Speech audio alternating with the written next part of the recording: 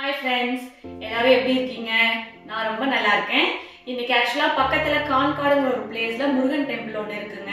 அது வந்து இப்போதான் ரீசெண்டாக வந்து கும்பாபிஷேகம் பண்ணியிருக்காங்க. நாங்கள் அங்கே போகலான்னு இருக்கோம். அது 48 டேஸ்க்குள்ளே போனால் ரொம்ப பிளஸ்ஸிங்னு சொல்லுவாங்க இல்லைங்களா? அதனால அங்கே போகலான்னு இருக்கோம். எங்கள் கூட சேர்ந்து நீங்களும் பார்க்கலாம் வாங்க.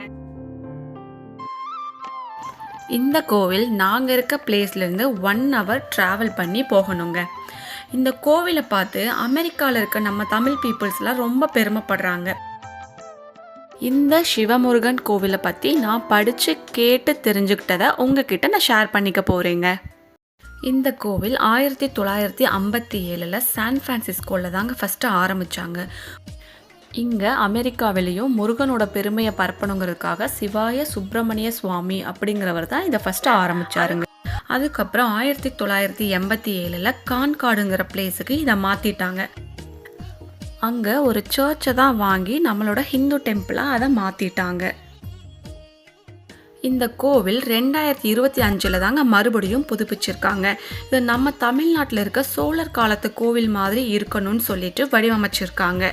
சோழர் காலத்து கோவில்னா வேற யாருங்க, நம்ம தமிழ்நாட்டை சேர்ந்த ஒரு சிற்பக்கலை நிபுணர் தான் வந்து இதுக்கான பிளானை வடிவமைச்சு கொடுத்துருக்காரு.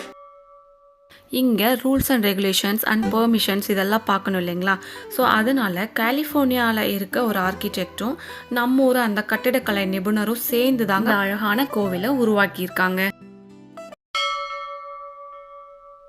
இந்த கோவில் அமெரிக்காவிலேயே முதல் முறையாக பஞ்சவர்ண கோபுரத்துடன் கட்டப்பட்ட கோவில்னு சொல்கிறாங்க. அதாவது 5 கலர்ஸ் யூஸ் பண்ணி கட்டப்பட்ட கோபுரம்னு சொல்கிறாங்க. இது யூஎஸில் இருக்க ஹிந்து கோவில்களில் மிக அழகாகவும் அதிக உயரத்துடனும் உள்ள கோபுரத்தில் ஒன்றுன்னு சொல்கிறாங்க.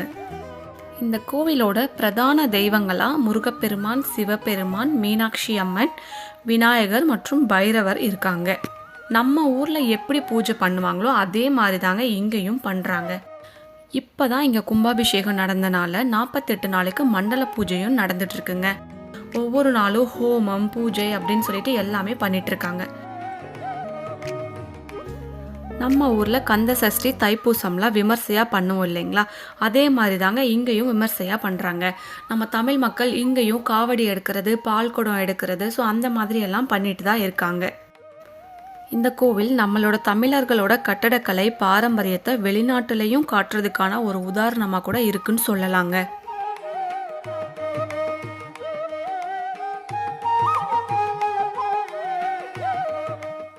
நாங்கள் கோவிலுக்கு போன டைமில் பயங்கர கூட்டங்க. நிறைய தமிழ் மக்கள் தான் வந்திருந்தாங்க. நிறைய தமிழ் மக்களை அங்கே பார்க்க முடிஞ்சுதுங்க.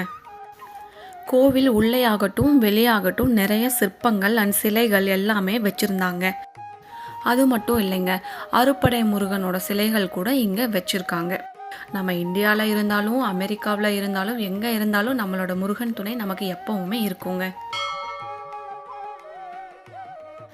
நாங்களும் நல்லபடியாக தரிசனம் பண்ணிவிட்டு வெளியில் வந்துட்டோங்க. வெளியில் வந்ததும் பிரசாதம் கொடுத்துட்டு இருந்தாங்க. பிரசாதம் வாங்கி சாப்பிட்டுட்டு நாங்கள் அப்படியே கிளம்பிட்டோங்க. அமெரிக்கா மாதிரி நாட்டில் கூட நம்ம தமிழ் கலாச்சாரம் இவ்வளவு அழகாக இருக்கிறத பார்க்கும்போது ரொம்ப பெருமையாக இருக்குங்க. இந்த வீடியோ உங்களுக்கு பிடிச்சிச்சின்னா நம்ம சேனலை மறக்காமல் லைக் பண்ணுங்கள், சப்ஸ்கிரைப் பண்ணுங்கள். மறுபடியும் இன்னொரு வீடியோவில் பார்க்கலாங்க. பாய்.